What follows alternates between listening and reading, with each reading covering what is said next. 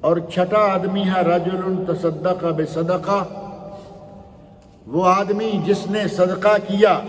فأخفاها حتى لا تعلم شماله ما تنفق يمينه، حتیٰ کہ اس کا اتنا چھپایا صدقے کو کہ اس کے بائیں ہاتھ کو معلوم نہیں کہ دائیں ہاتھ نے کیا خرچ کیا ہے۔ اس مثال سے اخلاص کو سمجھنا بڑا آسان ہے۔ نبی صلی اللہ علیہ وسلم فرماتے ہیں کہ آدمی نے صدقہ کیا اور پھر یہ نہیں کہ جگہ جگہ اعلان کرتا پھرے،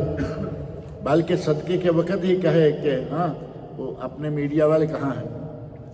اور میڈیا والے آگے فوٹو شاپ ہوا اور حضرت نے کوئی چیک پکڑایا ہے، اور بہت سارے ایسے واقعات سننے میں آتے ہیں کہ چیک بھی بیکار قسم کے ہوتے ہیں، بینک میں وہاں وہ کام ہی نہیں کرتے،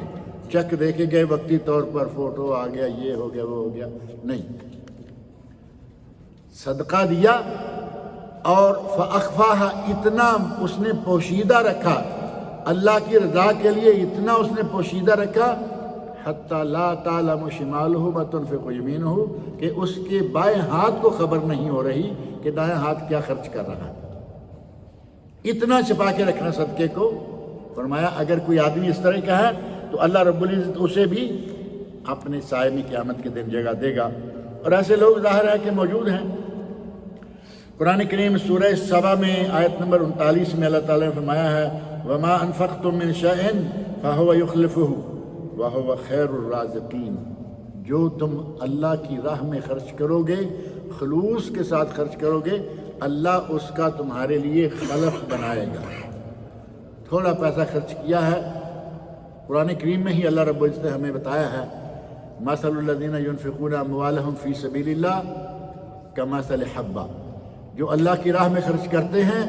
ان کی مثال ایسی ہے کہ کسی نے ایک دانہ دیا، انبتت 7 سنابل، اس دانے میں سے 7 کونپلیں نکلی جن پر 7 خوشے لگے، فی کل سنبلۃ 100 حبہ،